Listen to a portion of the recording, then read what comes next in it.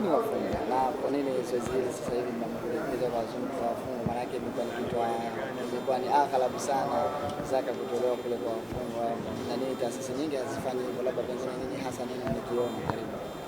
Kwanza ni wapongeze hao watu wa Baitul Mali, maana yake ni wao wenyewe katika program zao waliona kwamba fatwa ipo ambayo inaonyesha kwamba wale waliotenzwa nguvu, watu watumwa na kadhalika, ni watu ambao wanatakiwa zaka itumike kuwakomboa. Na sasa hivi hakuna watumwa kwa maana ile iliyofahamika ya watumwa, lakini wako watumwa kulingana na mazingira yaliyopo sasa. Ndio hawa watu ambao wanakuwa wamewekwa magerezani, lakini wamewekwa katika namna ambayo sio halali, yani wamedhulumiwa. Ni watu ambao wanatakiwa wapewe uhuru. Sasa sisi tumekuwa tunatoa huduma sisi Shura Maimam katika maeneo hayo kwa miaka mingi sana. Bahati nzuri hawa watu wa Baitul Mali wamelifahamu hilo na wakatutafuta, wakatueleza kwamba walikuwa wanakusudia pia katika hizi programs za kutoaji wa zaka pia zisaidie kuwakomboa watumwa hawa wafungwa. Sisi tumekuwa tuna muda mrefu tunawasaidia. Kuna baadhi ya wafungwa ambao wamekuwa wanafungwa lakini wanashindwa kulipa faini, na faini zenyewe zinakuwa ndogo, wakati mwingine shilingi 50,000 mtu anafungwa miezi 6, wakati mwingine shilingi 500,000 mtu anafungwa labda miaka 2. Sasa ukizingatia ile faini na ukubwa wa adhabu, kwa kweli mtu ambaye anastahili kusaidiwa.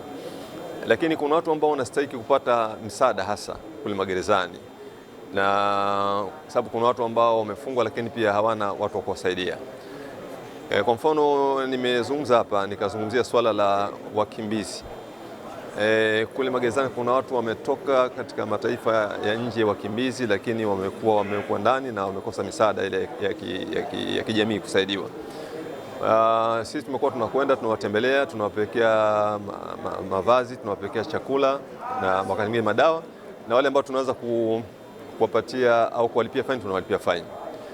Kwa hivyo hili ni eneo ambalo muhimu sana, na tunaamini kwamba kwa utaratibu huu ambao watu wa Baitul Mali wamesema kwamba utakuwa ni endelevu, yani kile watakapokuwa na gawa zaka watakuwa wanaangalia na wafungwa, tunaamini kwamba itasaidia kupunguza tatizo la hao watu walioko kule gerezani. Lakini pia tunapofanya hivyo inasaidia maana unasaidia nchi pia vile kupunguza ule mzigo wa huduma, kwa sababu anapokuwa gerezani kwamba anakula, analala, anatibiwa na kadhalika. Kwa hivyo mnaposaidia kuwatoa mnakuwa mnapunguza ule mzigo. Lakini pia kuna watu wengi tu kama mashehe, especially kwa mfano kwa Waislamu, wana kesi nyingi zinazohusu kama Waislamu wako ndani kule. Tunaamini kwamba kama programu hii itakaa vizuri itasaidia kuwalipia wale ambao wanatakiwa walipiwe ili waweze kutoka. Ni kwamba wao wanachozungumzia hapa ni kwa wale wafungwa kwa sasa, wale ambao wameshindwa kulipa faini, na faini zenyewe zile ambazo ni za kawaida za shilingi 50,000, 500,000, hao imeonekana kwamba wanaweza kuwaingiza kwenye hii program na tukaweza kuwalipia, na ndio ambao tutakaokuwa tumeanza nao katika hii program ambayo imeanza leo.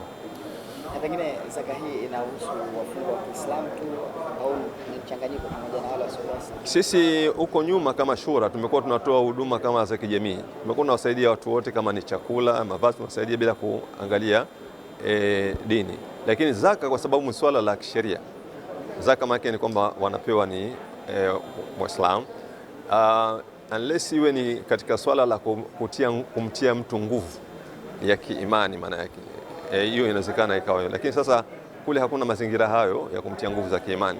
Lakini kwa sababu ni swala la zaka, ina maana kwamba hii itatumika kwanza kwa wale wafungwa ambao ni watu wa dini, ndio wanastahili kupewa zaka hii. Asante.